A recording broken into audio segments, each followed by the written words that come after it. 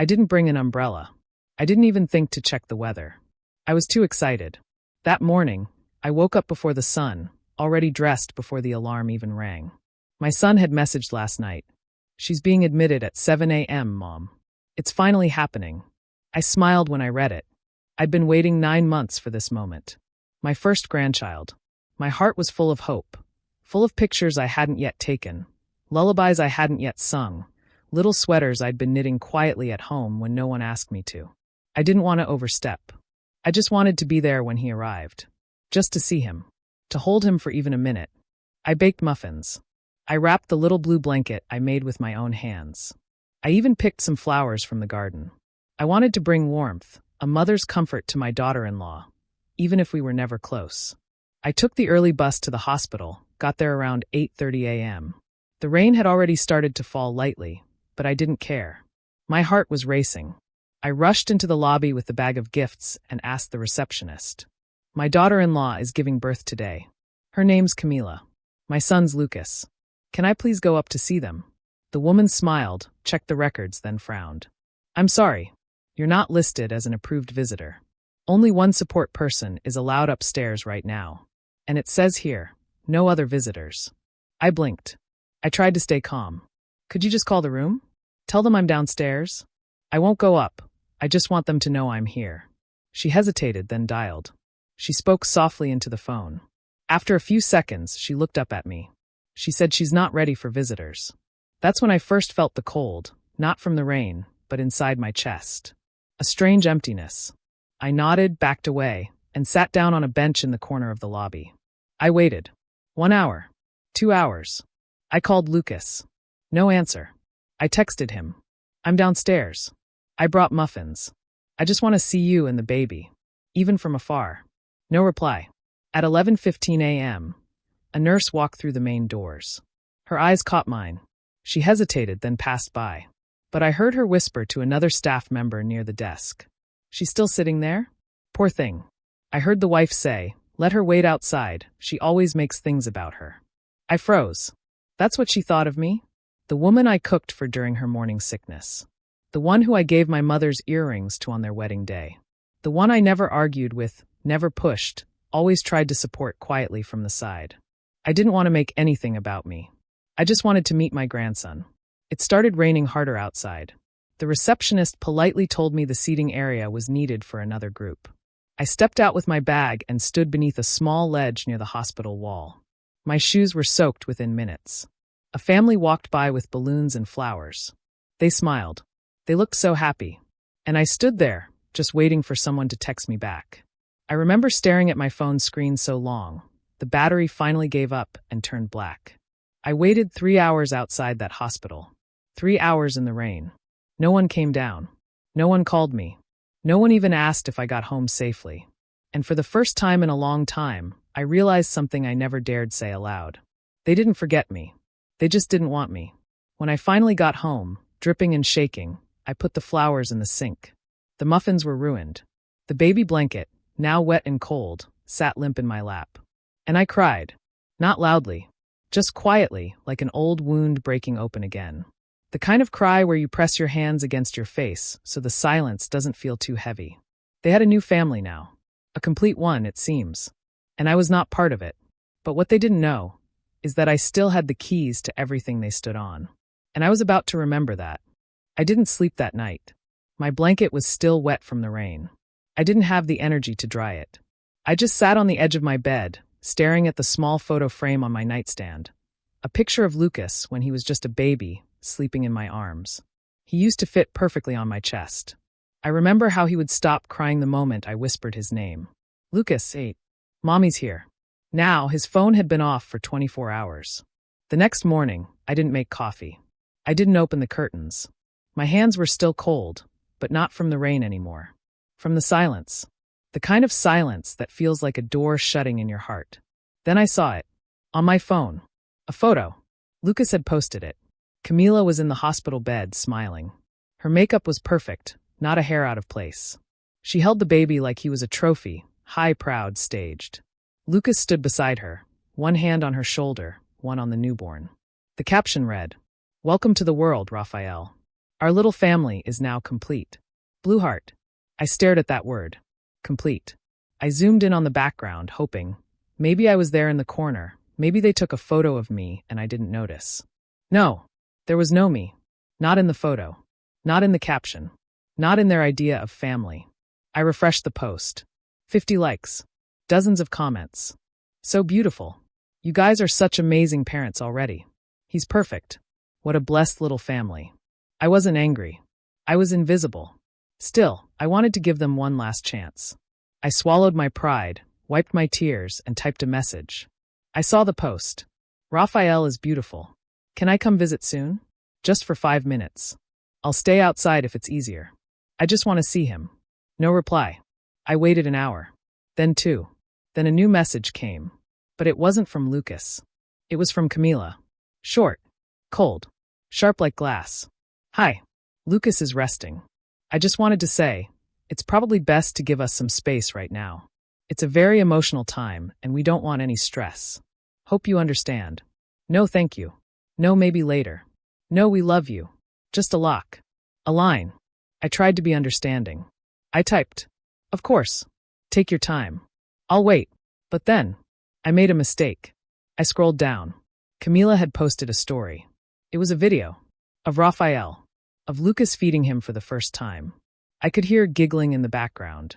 Camila's voice. Her mother's voice. Look at Daddy. So gentle. Just like his own father, remember? Her mother was there. Holding the baby. Kissing him. And then I heard it. Camila laughing. Good thing we kept it simple this time.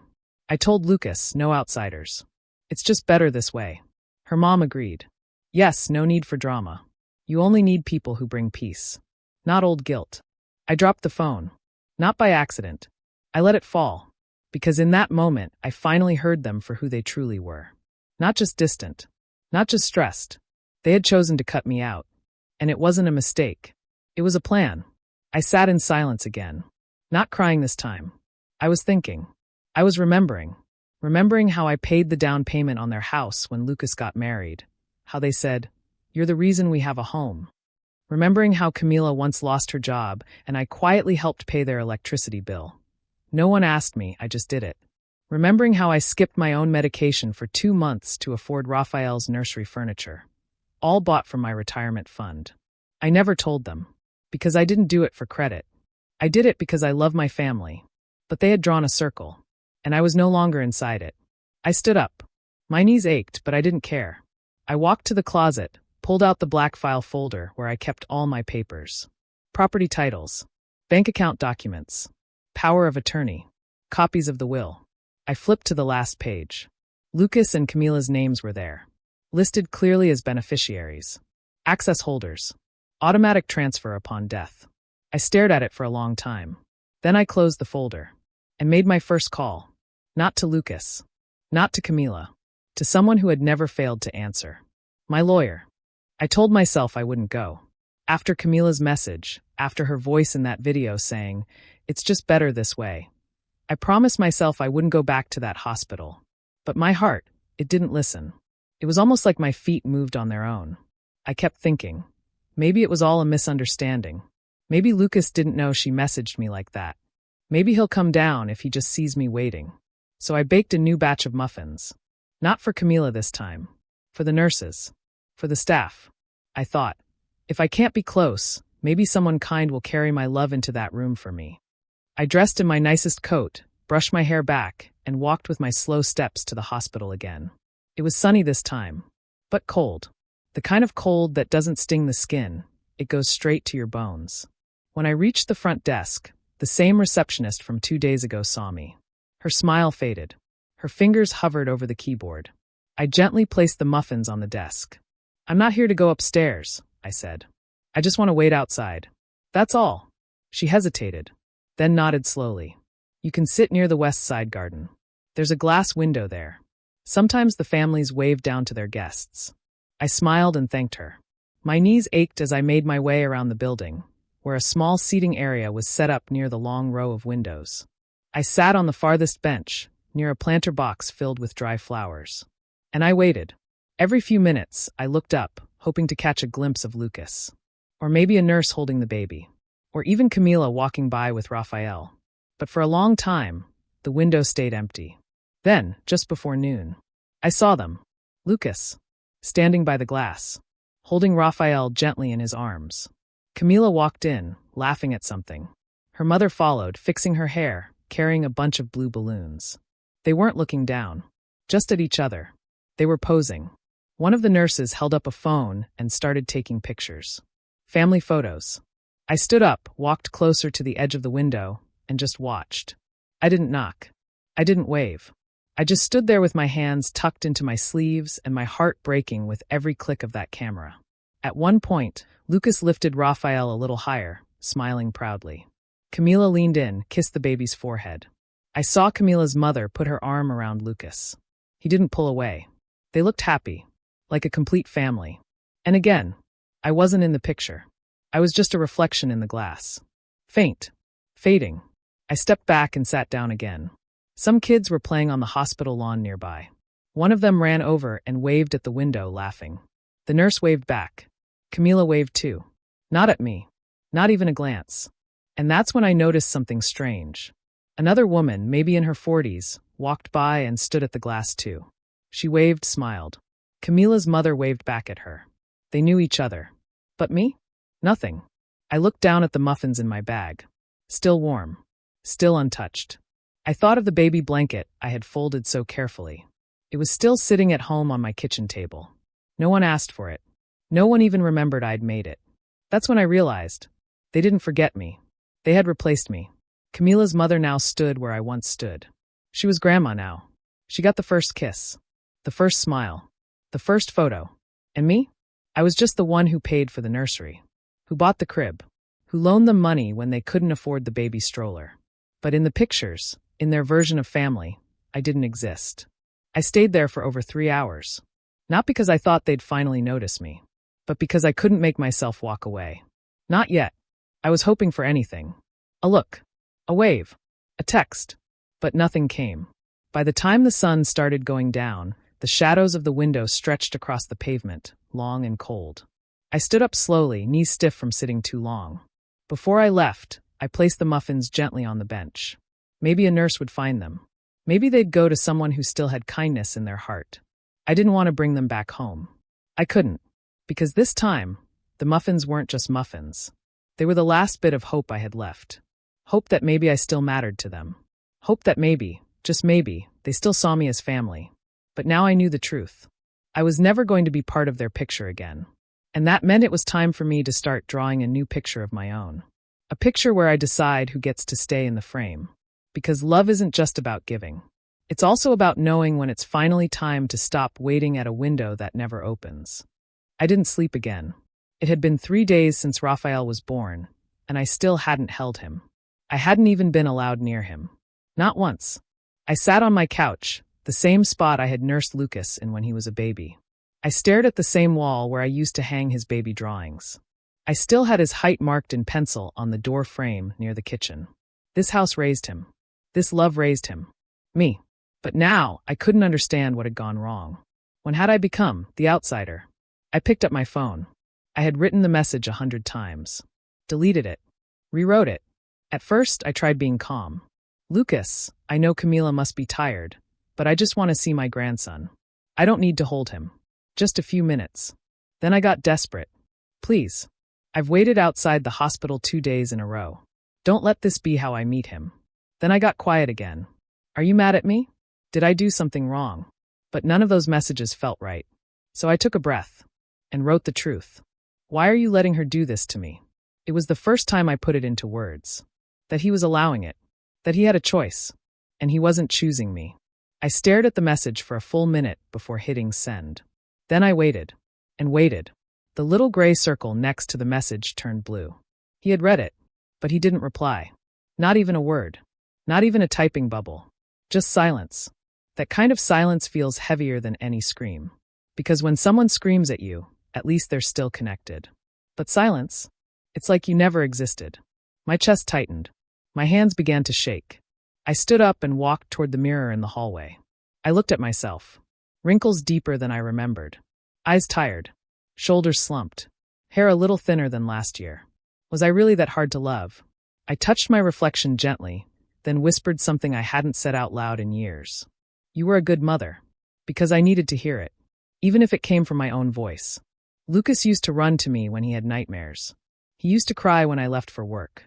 He used to say, "When I grow up, I'll build you a house next to mine so we're never apart."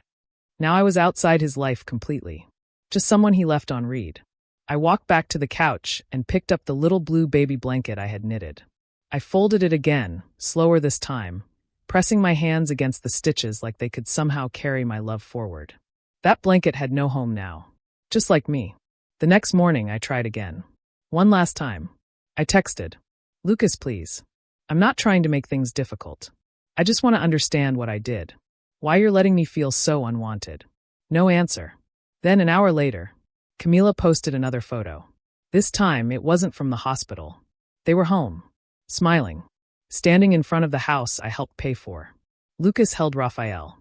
Camila held a sign that said, "Welcome home, little one." Her mother stood beside them, holding the diaper bag. I wasn't even told they had left the hospital. Not even a message. A call. Nothing. Just another reminder they had moved forward. Without me. I sat down in silence. That's when I realized I wasn't being quiet to keep the peace. I was being quiet because I was afraid. Afraid that if I spoke honestly, they'd cut me out even more. But they already had. So what was I afraid of now? I looked at the envelope on the dining table, the one from my lawyer. He had sent me all the forms I needed to change everything. The will, the bank access, the property title, everything I had given them. I still had the power to take back. But I hesitated. Not because I wanted revenge. Because I still loved my son. Because a part of me kept whispering, what if he just needs more time? But love without respect is not love. And silence, when someone is hurting, is not kindness. It's abandonment. I stared at my phone again. Still no reply. Still seen. That night, I didn't cry. I didn't beg. I just opened the envelope and picked up the pen. I didn't want to look at my phone that morning. Every time I opened it, something inside me broke a little more. A new photo, a new caption, a new reminder that I wasn't part of their world anymore. But curiosity is cruel. And heartbreak makes you check even when you've promised yourself not to. So I looked. And there it was. A photo. Posted by Camila. It was taken in front of the fireplace at their house. The one I helped pay for when Lucas and Camila got married. The whole room was decorated in soft blue and white. Streamers hung from the ceiling, and a small banner read, "Welcome, baby Raphael." Camila sat in the center of the couch, cradling Raphael. Lucas sat beside her with his arm around her shoulder. And beside them, her mother again, holding Raphael's tiny hand. They were all smiling. Radiant. Posed. Perfect. Below the photo, the caption said, "Our family is finally complete, Blueheart." That word again. Family. Complete. Like I was never part of it. Like I had never even existed. I stared at the photo for a long time. My thumb hovered over the heart icon. I almost tapped it. Almost gave them my approval. My love. My silence. But I stopped myself. Because I saw something in that photo that no one else would notice. The white blanket on Raphael's lap. It wasn't the one I made. It was store-bought. It still had the price tag half-tucked under the edge. That tiny detail, it told me everything. They didn't forget the blanket I made. They chose not to use it. Just like they chose not to invite me to the hospital. Chose not to answer my texts. Chose not to let me meet him. Chose not to say my name. I zoomed in. Looked at their faces. Lucas looked tired. Maybe even unsure. But he still smiled for the photo. Camila looked proud. Her mother looked like she had claimed the title of grandmother fully, like I had never existed. I sat there on my sofa, in the same pajamas from the night before, my hair uncombed, my eyes puffy from days of crying. And I asked myself out loud, is this what I gave everything for? I remembered the day Lucas was born. The pain. The joy. The way I held him against my chest and thought, you'll never be alone. I'll always be right here. I remembered working 2 jobs when he was in high school just to keep him in his favorite private school.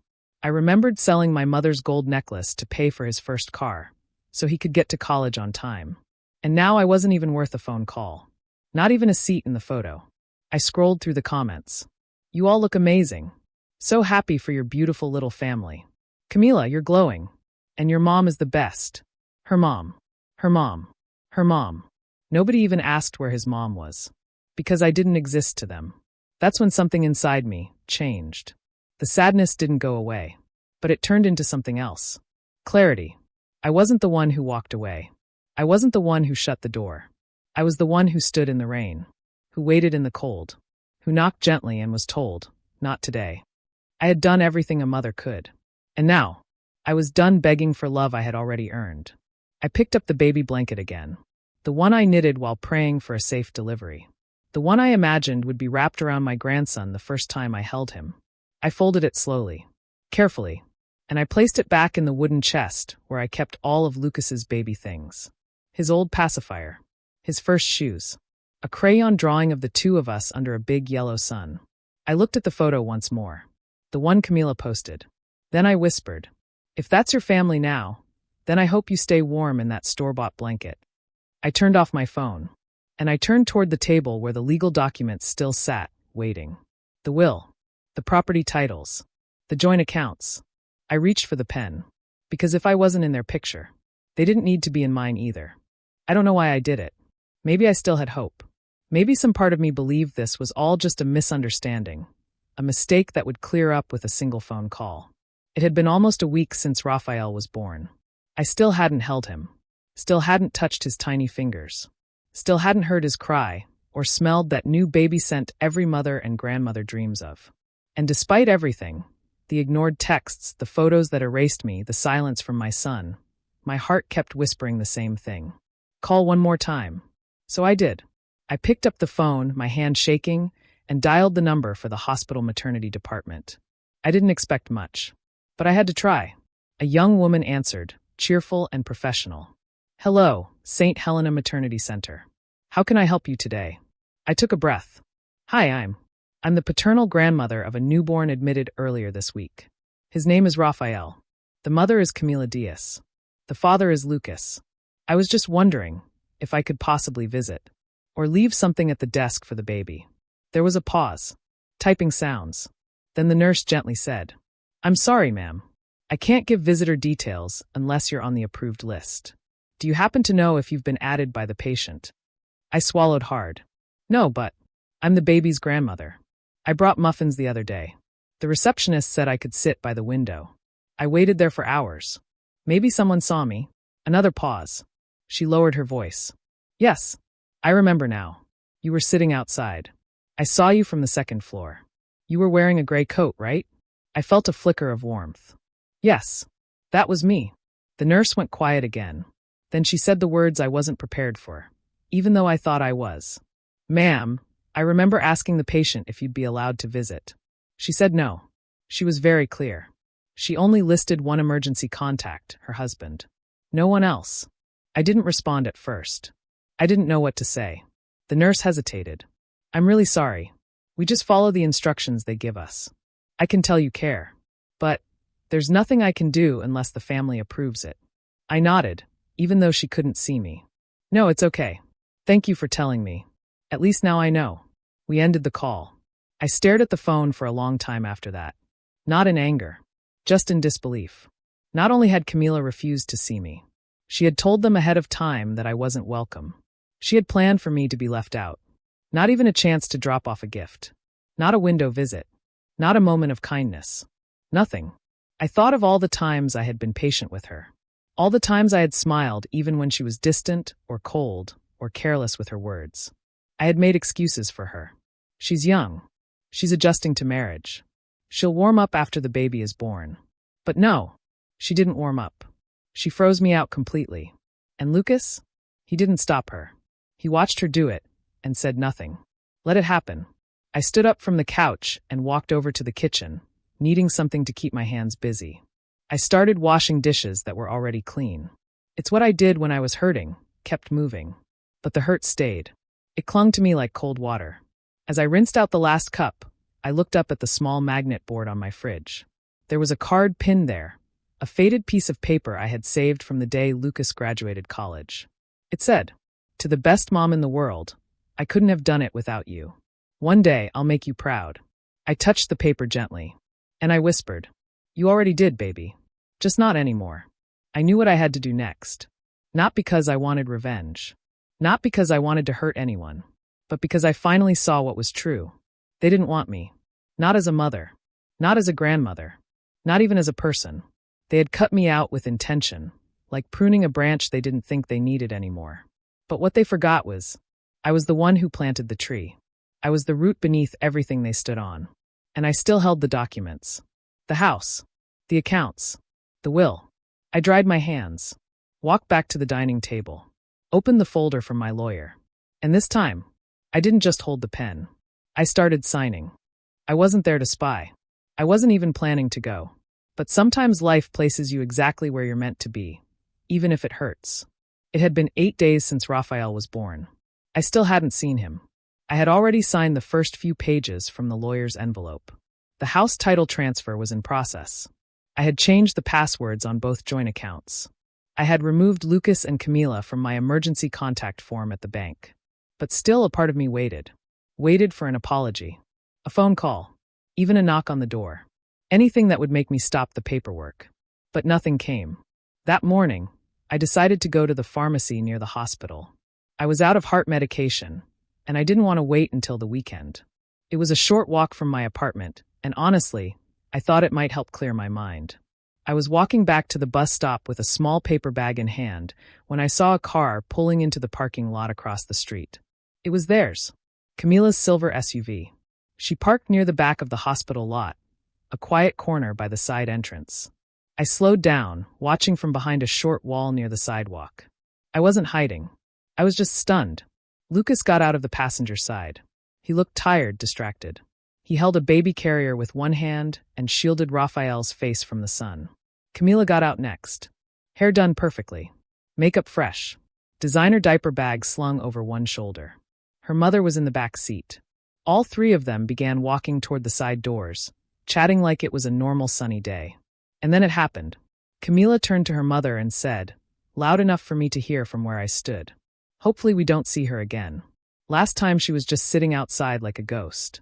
Her mother chuckled, and Camila added, "She's old and dramatic. Everything always has to be about her. It's exhausting." I froze.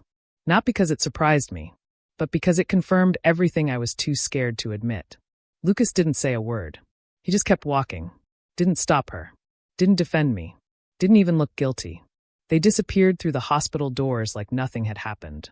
Like I wasn't standing just across the street, hearing every word. I didn't cry right away. I just stood there with my fingers tightening around the paper bag until it started to crumple. Old and dramatic. Is that what I had become to them? Old? Dramatic? A problem to be handled instead of a person to be loved? I looked down at my reflection in the pharmacy window. My sweater was worn, my face lined with age and sadness. My eyes looked hollow, but I didn't see dramatic. I saw a mother. I saw a woman who gave everything and asked for almost nothing in return. I saw the woman who raised Lucas while holding down 2 jobs. The woman who sat by his bedside during every fever, every heartbreak, every failure. I saw a woman who never once said, "You owe me." And now, because I dared to ask for one moment with my grandson, I was called dramatic? That word echoed in my ears as I walked back home. Each step felt heavier than the last. By the time I got through my door, the silence inside my apartment felt colder than ever. I placed the medicine on the counter, took off my coat, sat down on the couch, and let the silence speak to me. Let it tell me the truth I'd been avoiding. They didn't just forget me. They disrespected me. They replaced me. And now they mocked me. There's something dangerous about silence when it's mixed with clarity. It sharpens you. It removes the doubt. And suddenly, I wasn't sad anymore. I was done. Done waiting. Done begging. Done shrinking myself to keep the peace. They thought I was old. They thought I was weak. But what they forgot was, I still had everything they stood on. I still had the house. The savings. The papers. I got up from the couch and walked over to the drawer beside my bed. I took out the envelope again. There were only a few signatures left to go. I stared at the last blank line. And for the first time in days, I smiled. A soft, sad smile. Because the same hands that raised Lucas were now the hands signing him away. Not out of hate, but because I finally remembered my own worth. And I was never meant to be anybody's afterthought. I didn't cry this time. I didn't wait for a message, a knock, or an apology. I walked straight into my apartment, locked the door behind me, and went to the place I had always kept important things, the wooden drawer next to my bed. Inside was the brown folder. The same one I had opened a dozen times over the years, always with love. Always with the hope that it would protect my family's future. But now, that folder wasn't about protection. It was about something else. Respect. I placed it on the table, cleared away the empty teacups, and sat down in silence. My hands trembled just a little, not from fear but from release. Because this time, I wasn't acting from sadness or hurt. I was acting from truth. And the truth was this. They had chosen to leave me out of their lives. But they had no problem living in my house. Driving the car I co-signed for. Using the credit card I added them to. Planning their future with the money I had quietly saved. They had taken everything from me, except the one thing they couldn't touch. Control. I still had it, because everything they thought belonged to them was still legally mine. I opened the folder. Inside were neatly arranged documents. The house deed still in my name. Bank account details, joint but not co-owned. Insurance policies. My will. At the very front was a new document, just sent from my lawyer. A form titled Beneficiary Update and Title Transfer Authorization. All I had to do was sign. That signature would change everything. Lucas and Camila would no longer have access to anything under my name. No automatic inheritance. No shared banking. No legal rights to my property. I paused. Not because I was unsure, but because I wanted to remember how I got here. I wanted to remember the young mother I used to be. The one who rocked Lucas in her arms at 3 a.m., whispering lullabies into the dark. I wanted to remember the woman who walked to work every morning in broken shoes so her son could have school lunches. I wanted to remember all the times I put others before myself, and did it with love. And now, that same love had brought me here, to this moment at this table with this pen. Because love without boundaries isn't kindness. It's surrender. And I wasn't going to surrender anymore. I took a deep breath, picked up the pen, signed the first page, then the next, and the next, until the final signature was done. I stared at the last paper. There was a blank space to name a new beneficiary. For a moment, I considered writing no one. But then I remembered Maria. She was the cleaning lady at the clinic where I went for checkups. A single mother. Her youngest child had a disability. She worked double shifts and never once complained. She used to bring me tea whenever I had to wait too long. She reminded me of who I used to be, tired, invisible, but full of quiet strength. I picked up the pen again. In the event of my passing, I leave my estate to Maria Rodriguez and her children. I signed it, folded the paper, sealed the envelope, and called my lawyer. He answered on the second ring. Dona Helena, are you ready to proceed? I smiled. Yes. I've signed everything. Please begin the process. And send me confirmation once the changes are complete. He paused. Just to confirm, you want to remove your son and daughter-in-law from all current legal ties? I looked at the folder one last time. They removed me from their life, doctor. I'm just making it official. He understood. Didn't ask more. We ended the call. And I sat in the quiet again. But this time, the silence felt different. Not heavy. Not sad. It felt clean. Like the beginning of something new. Something honest. I wasn't sure what would happen when they found out.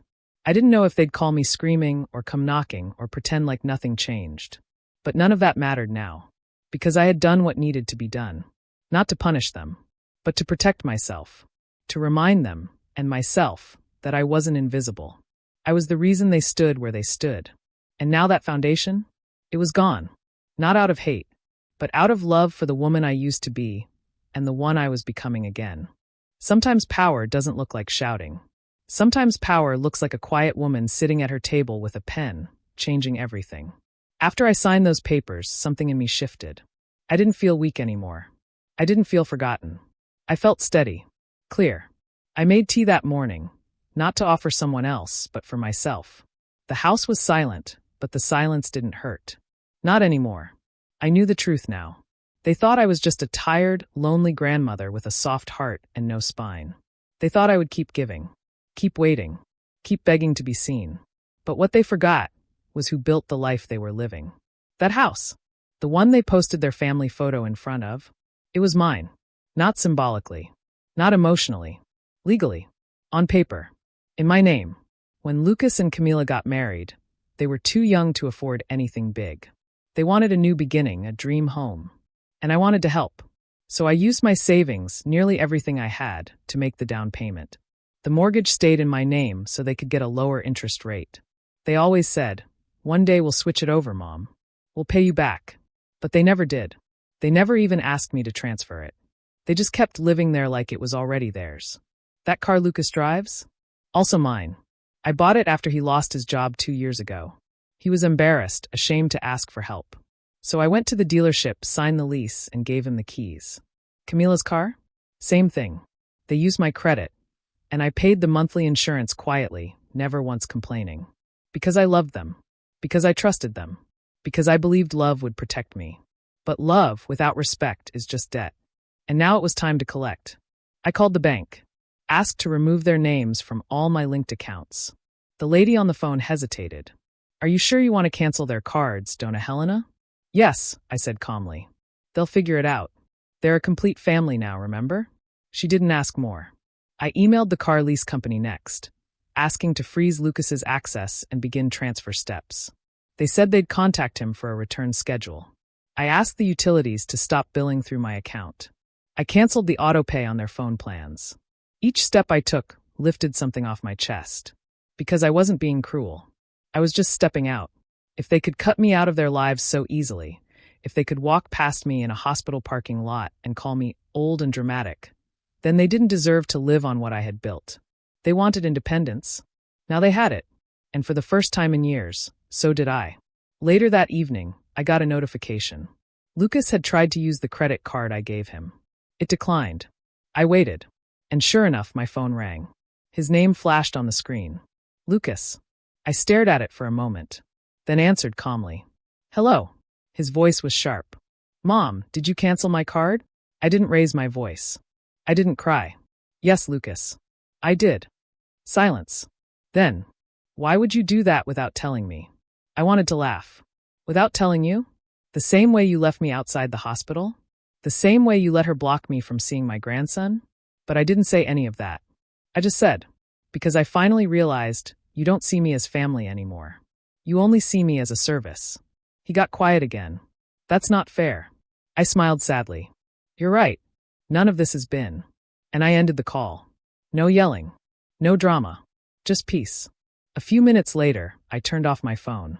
Sat by the window. Watched the lights outside blink on as the sun disappeared. They would be confused. Angry. Maybe even call me selfish. But I wasn't any of those things. I was just done funding a life I was no longer welcome in. The house, the cars, the accounts, all of it had returned to the hands that built them.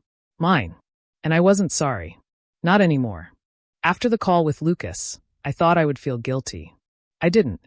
I felt calm. I felt like someone who had finally stood up after sitting quietly for too long. All my life, I had put others first.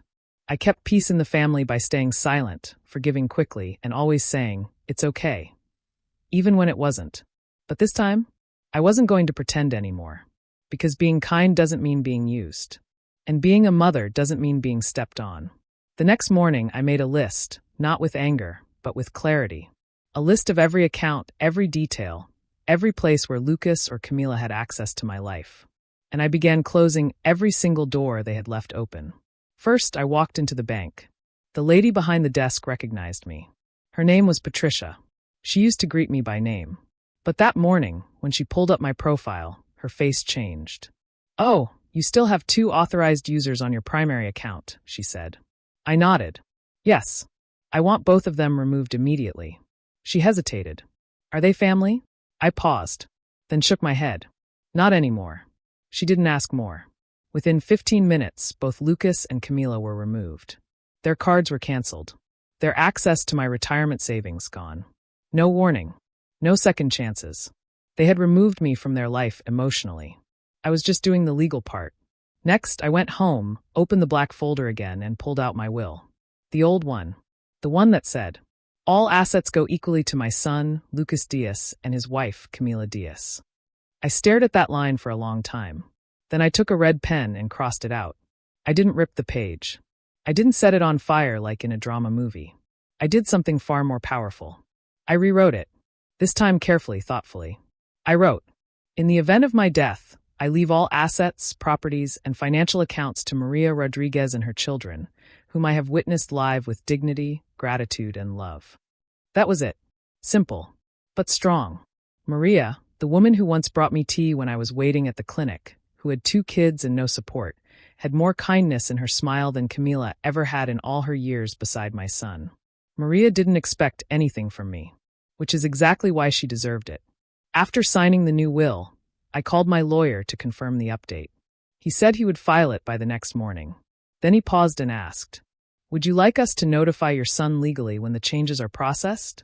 I smiled. "No. Let them find out the same way I did, by being left out without warning." He understood, and we ended the call.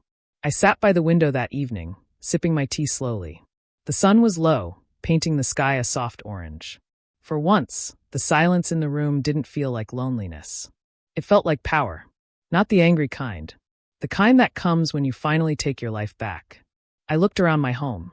The blankets I folded. The baby sweater still resting in the drawer. The small photo of Lucas when he was 6, smiling with 2 missing teeth. I didn't hate him. I never would. But I had accepted something. Love isn't real when it's only one-sided. And a child who watches you be disrespected and says nothing is no longer innocent. He had made his choice. So I made mine, and I would no longer apologize for it. I never told anyone I still owned the beach house. Not even Lucas. It was small, old, quiet, tucked away near a rocky coast 2 hours from the city.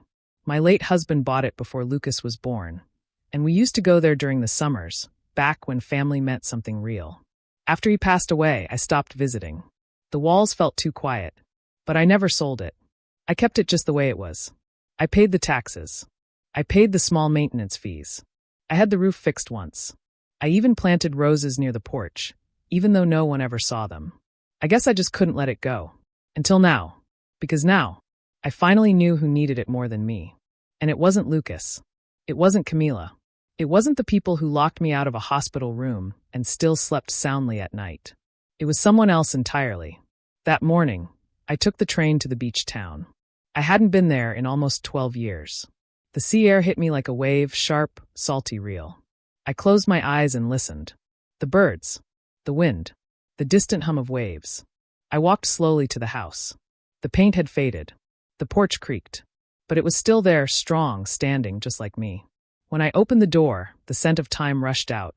Old wood, dust, and memories. I walked through each room slowly. The small living room with a fireplace no one had lit in years. The tiny kitchen where I once made pancakes with Lucas when he was 7. The old bedroom where I held my husband's hand and watched the stars through a broken skylight. Every inch of it held stories. But none of them belonged to the family Lucas had created. Because they had built a new life, without me. And I no longer wanted to preserve a house for people who only saw me as too dramatic or too old. So I made one last call. To the local women's shelter just outside the town. I had read about them in a local newspaper once. They helped young mothers with no home. Women escaping violence. Girls who had nowhere safe to go with their babies. When the manager answered, I introduced myself and said simply, "I have a house I'd like to give you." At first, she thought I meant a donation, maybe furniture or clothes. But I told her again, "No, ma'am. I want to donate an actual house. For your shelter. It's old, but it's safe. It has a working kitchen, a clean bathroom, and it's walking distance from the clinic. It's yours. No rent. No catch. I'll sign it over this week." She went silent, then asked softly, Why would you do that for us?" I smiled, because once I waited outside a hospital for hours, just wanting to hold my grandson. But I was told I didn't belong. I never want another woman to feel that alone again. She cried, and so did I. We met the next day. I handed over the keys, signed the deed transfer, and made one special request. Name it after my grandson. She asked what his name was. Raphael, I said. But he doesn't know me. So maybe this is how I get to know him, by giving his name to something that will protect others. She nodded. We'll call it Raphael House. A safe place for mothers and children. And just like that, the beach house had a new life. Not as a memory, but as a promise. A promise that even when we are forgotten, we still have power to choose what our love becomes. I stayed one more night before leaving. I slept in the small room upstairs. The wind howled a little, but I wasn't afraid. I felt peaceful, like I had finally put something right. Because sometimes we think love is holding on. But real love is knowing when to let go and choosing where to give. And I chose to give where love could grow again, without conditions, without silence, without rejection. They had taken me out of their story, but I had written a new one. And it began with one name, Raphael. It took them 2 weeks to notice. 2 weeks of declined credit cards. 2 weeks of missed car payments. 2 weeks of confusion, frustration, and finally, realization. That everything they thought belonged to them didn't. That the house they slept in, the cars they drove, the accounts they spent from, were never really theirs. They had taken my love for granted for so long, they had forgotten where it all came from. Until it stopped. And when it stopped, they panicked. It was a Friday afternoon when I heard the knock on my door. I was in the kitchen, folding laundry.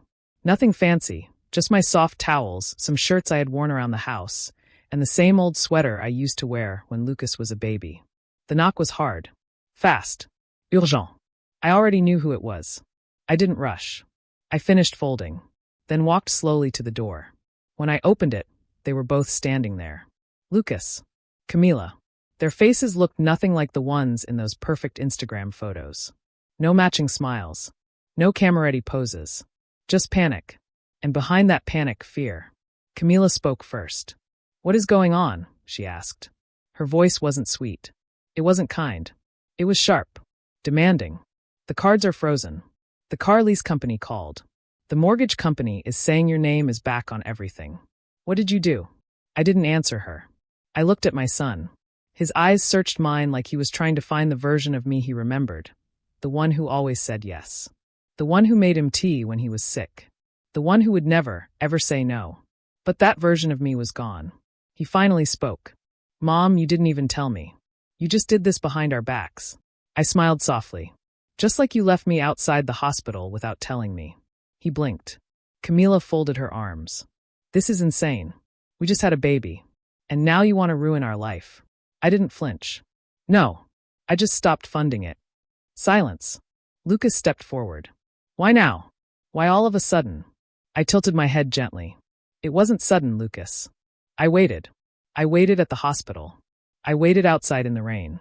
I waited by the window while you took family photos. I waited after you left me on read. I waited after she called me dramatic in the parking lot." Camila's face dropped. "You were spying on us?" I laughed quietly. "I was walking home from the pharmacy. I didn't need to spy. You spoke loud and clear." Lucas looked down. For the first time, he looked ashamed. But it was too late. "I'm sorry," he said. But it didn't sound full. It sounded practiced. Like something he thought he was supposed to say. I stepped aside, holding the door halfway open. Not to let them in, but to give them a choice. "Do you want tea?" I asked. Camila rolled her eyes. "We don't have time for tea. We need to fix this. We have bills due." I cut her off. "Then you should go fix it." Lucas looked at me. "You're really not going to help us?" I paused, then answered. "I already did. For years. With every dollar, every quiet yes, every time I let myself be left behind. But this version of me, the one standing here now, she knows her worth." Camila stepped back like she'd been slapped. Lucas just stared. I walked back inside and closed the door behind me. Not with a slam. With peace. I didn't cry. I didn't feel triumphant either. I just felt whole. I had no hatred in my heart. No anger. I didn't want revenge. I just wanted to be respected. And since they couldn't offer that, I took my respect back with my own 2 hands. I walked over to the table where my tea had gone cold. I warmed it again, sat down, and took a deep breath. Later that night, I received a text from an unknown number. It was a photo of a small wooden sign nailed to a fence by the ocean. It read, "Raphael House, a safe place for mothers and children." Below it, a caption from the shelter. "He may never know you, but because of you, many others will never feel forgotten." I smiled. Tears gently filled my eyes. Because now, I understood something they never did. Family isn't just blood. It's who chooses you, who respects you, who sees you, even when no one else does. I may have lost a son, but I had found myself. And that was the greatest gift of all.